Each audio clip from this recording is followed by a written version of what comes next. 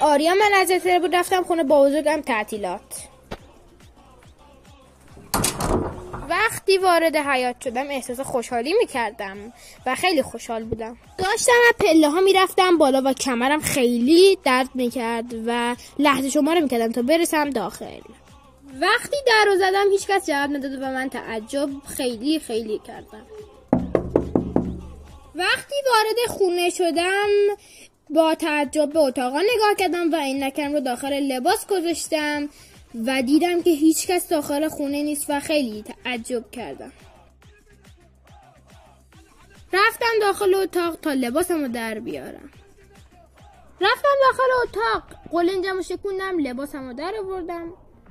به کجا نگاه میکنی؟ لایک اصلا کردی؟ خجالت بکش.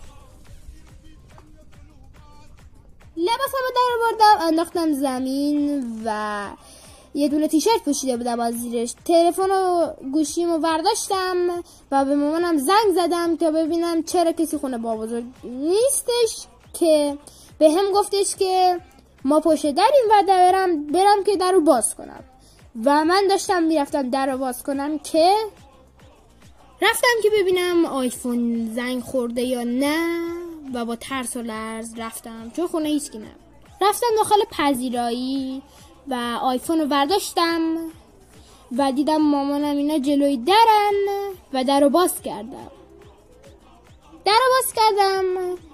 و رفتم که در بیرونی رو باز کنم دیدم که قفل بود و واقعا باورم نمیشد کی قفل کرده. در رو باز کردم و با این صحنه روبرو شدم. خب دوستان دارم لذت کافی برده باشید. لایک کامنت دنبالتون نره تا یه ویدیو دیگه.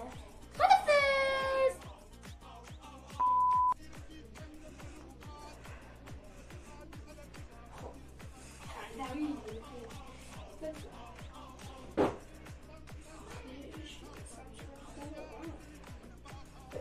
شو نه یه خورده بود قطع